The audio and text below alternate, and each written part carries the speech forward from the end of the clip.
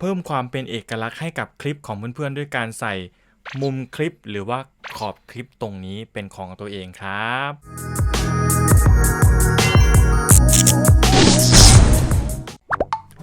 สวัสดีครับเพื่อนๆพบกับผมอีกแล้วครับกับนายต่อยักษ์ในช่อง About Boy สนุมครับวันนี้ผมจะพาเพื่อนๆมาทำมุมคลิปหรือว่าขอบคลิปด้านบนของคลิปวิดีโอของเพื่อนๆครับทำด้วยแอปพลิเคชัน PicArt ง่ายๆเลยครับสำหรับขั้นตอนจะเป็นยังไงนั้นไปติดตามในคลิปได้เลยครับก่อนเพื่อนๆจะไปชมคลิปนะครับฝากเพื่อนๆกดติดตามนะครับแล้วก็กดกระดิ่งไปแจ้งเตือนทั้งหมดด้วยนะครับจะได้ไม่พลาดคลิปใหม่ๆของช่อง About Boy สนมนะครับขอบคุณมากครับสิ่งที่จำเป็นที่จะต้องมีในการทำวันนี้นะครับก็อาจจะต้องเป็นโลโก้ช่องของเพื่อนๆหรือถ้าไม่มีเอารูปหน้าตัวเองไปใส่ก็ได้ครับเดี๋ยวไปลงมือทำพร้อมกันเลยครับเปิดไปที่แอป PicArt ก่อนเลยนะครับจากนั้นนะครับให้เพื่อนๆไปข้างล่างนะครับเครื่องหมายบวกครับกดเข้าไปเลย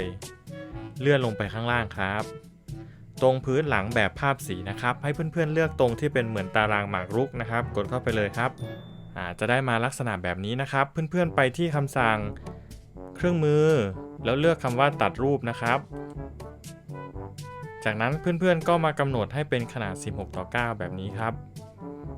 กดนำไปใช้ได้เลยครับจะได้แบบเหมือนกับขนาดที่ทำวิดีโอนั่นเองนะครับจากนั้นเพื่อนๆก็ไปเพิ่มสติกเกอร์กันครับไปที่สติกเกอร์นะครับในช่องค้นหานี้นะครับให้เพื่อนๆพิมพ์คำว่า orange background นะครับหรือว่า background สีส้มนั่นเองนะครับแล้วก็เลื่อนไปหานะครับในตัวอย่างนี้ผมใช้ตัวนี้เลยนะครับกดเข้าไปเลยเขาก็จะมีสีส้มแบบนี้นะครับเพื่อนๆใช้2นิ้วนะครับในการหมุนนะครับหมุนแบบนี้นะครับถ้าหมุนได้องศาประมาณนี้แล้วจะสังเกตเห็นสีน้ำเงินกับสีส้มตัดกันพอดีแบบนี้นะครับถือว่าโอเคแล้วเราก็เลื่อนไปมุมบนนะครับแบบนี้ไม่ต้องเอาใหญ่มากนะครับเพราะเดี๋ยวจะบดบังวิดีโอของเรานั่นเองนะครับจากนั้นเราก็กดนำไปใช้นะครับก็จะได้มุมเรียบร้อยแล้วนะครับพอเราทำแถบด้านข้างเสร็จแล้วเราไปใส่รูปโลโก้ของช่องเรานะครับวิธีการนะครับเพื่อนๆก็ไปที่คำว่าเพิ่มภาพถ่ายนะครับแล้วก็เลือกโลโก้ช่องของเราได้เลยครับกดเพิ่มครับจะได้มาลักษณะแบบนี้นะครับเราก็เลื่อนมาไว้มุมนี้ก่อนแล้วก็ทำการย่อเลื่อนไปอีกนะครับถ้ามันเลื่อนยากนะครับเพื่อนๆใช้2นิ้วนะครับขยายแบบนี้แล้วก็ทำการเลื่อนเข้าแล้วย่อ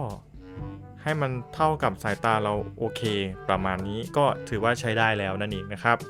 จากนั้นเราก็กดนำไปใช้ได้เลยครับพอได้โลโก้ช่องเรียบร้อยแล้วเราก็มาใส่รายละเอียดของการติดต่อกลับสักนิดหนึ่งนะครับยกตัวอย่างเช่น Facebook กับ Instagram นะครับวิธีการนะครับเพื่อนๆก็ไปเพิ่มนะครับในส่วนของสติกเกอร์นะครับเลือกสติกเกอร์ครับแล้วพิมพ์คำว่า Facebook นะครับก็จะให้เลือกตรงนี้เลยนะครับมีทั้งหมดเลยนะครับมีทั้ง Facebook กับ Instagram นะครับกดเข้าไปเลยครับจะได้แบบนี้เราจะเอาแค่2ตัวข้างล่างนะครับเราก็ประยุกต์ใช้โดยการเอายางลบนะครับลบในส่วนของ WhatsApp นะครับหรือว่าเบอร์โทรออกได้เลยนะครับเสร็จแล้วกดที่เครื่องหมายถูกต้องนะครับเลื่อนมาตรงมุมนี้นิดหนึ่งนะครับแล้วก็ทำการย่อถ้ามันย่อไม่สะดวกเหมือนเดิมครับ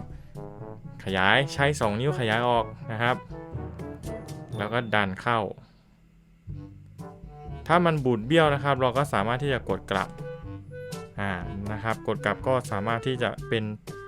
ระบุตำแหน่งเดิมหรือว่ารูปแบบเดิมได้นั่นเองครับเอามาไว้ประมาณนี้เสร็จแล้วเราก็ไปเพิ่มข้อความกันนะครับไปที่เครื่องหมายบวกนะครับเลือกข้อความในส่วนแรกเราจะพิมพ์เป็นชื่อ Facebook ของเราครับสมมุติเป็นชื่อ Facebook เนาะประมาณนี้นะครับเสร็จแล้วกดที่เครื่องหมายถูกต้องนะครับตัวหนังสือใหญ่นะครับเราเอามาไว้ทางนี้ย่อเข้าย่อไปแล้วก็ดันไปด้านข้างเหมือนเดิมครับใช้2นิ้วขยายออก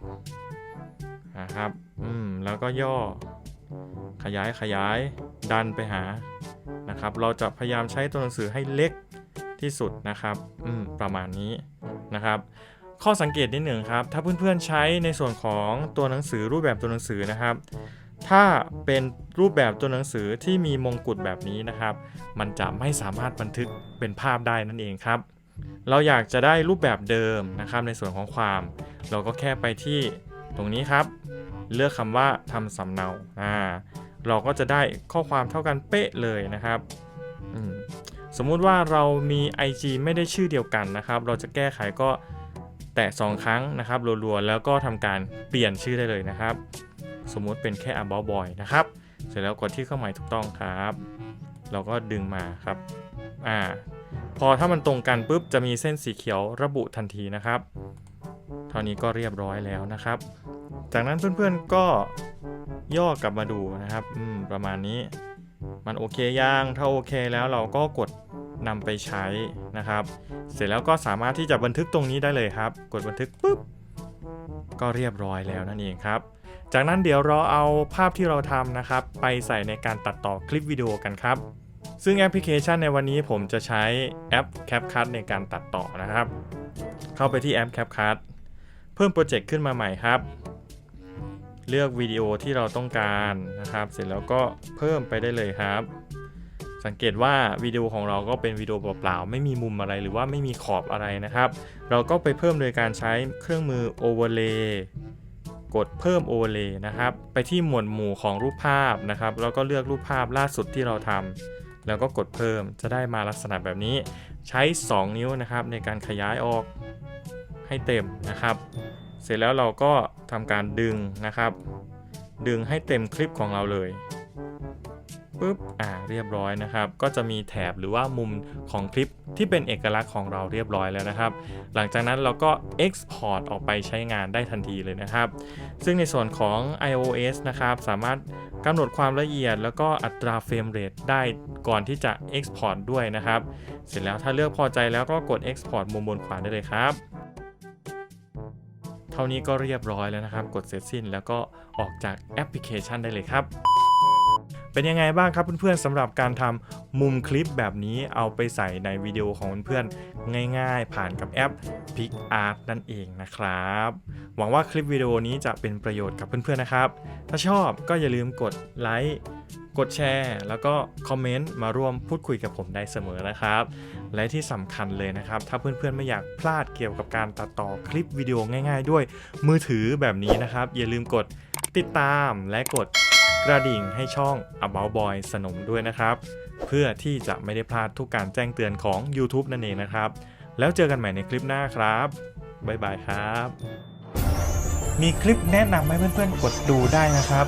สำหรับใครที่ยังไม่ได้กดติดตามก็กดติดตามเป็นกำลังใจให้ผมด้วยนะครับขอบคุณมากครับ